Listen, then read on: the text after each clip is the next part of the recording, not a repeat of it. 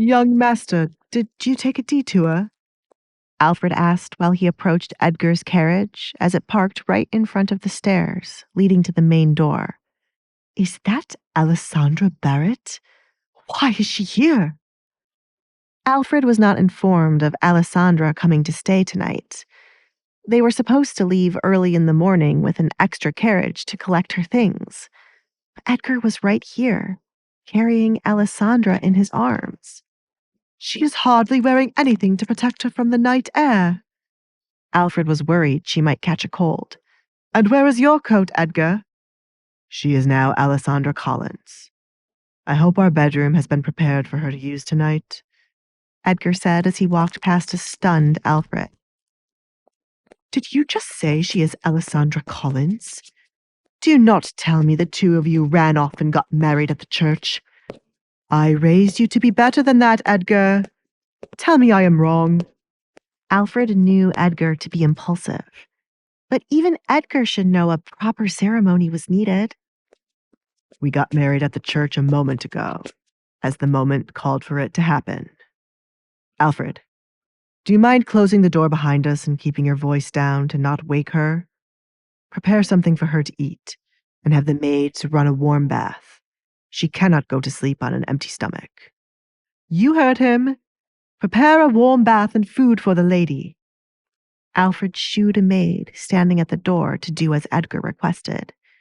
Meanwhile, he wanted to get to the bottom of Edgar's flash marriage. What situation called for you to get married on such short notice? She is not pregnant, is she? Do not be so dramatic, Alfred. How could she be pregnant already? We got married because I killed her father. You did what? Alfred couldn't stop himself from yelling. He quickly covered his mouth with his hands to refrain from waking up Alessandra. Shh. Edgar stopped walking as Alessandra stirred in his arms from the noise. She nuzzled her head into his chest, trying to get more comfortable.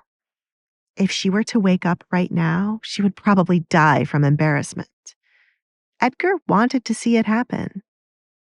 Alessandra, he called to her, but after no response, he continued walking towards their bedroom. Lower your voice, Alfred. I will explain it to you when our guests arrive shortly. Edgar knew it wouldn't be long until the town guards came knocking on his door, unless the Baroness would hide the truth and try to get money from him. What guest? Fine. Alfred gave up.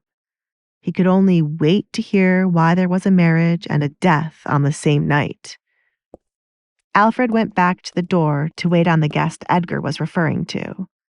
Perhaps Edgar expected Alessandra's family to visit when they realized what happened, or the fact that they would want to avenge the late Baron.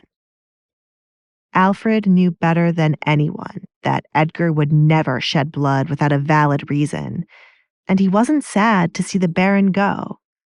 From what he witnessed the day Edgar proposed to Alessandra, Desmond was not a good man. I lived to see the day Edgar got married. Alfred smiled, happy that Edgar had someone by his side, even if a contract bound them. A little piece of paper wouldn't be enough to stop feelings from getting involved. I'll have to meddle if I want it to be real. He started to plot. Meanwhile, Edgar carried Alessandra upstairs towards the bedroom they would soon share. Alessandra, are you really going to make me carry you all the way when you are awake? How cruel of you.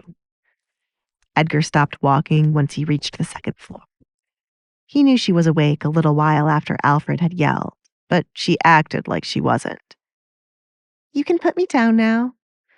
Alessandra opened her eyes now that she was caught. She was woken up by someone yelling, and when she realized she was being carried, she knew it had to be Edgar. The plan was to pretend to sleep until he laid her on the bed. No. Edgar carried on, walking with her in his arms. Then why did you make it known I was awake?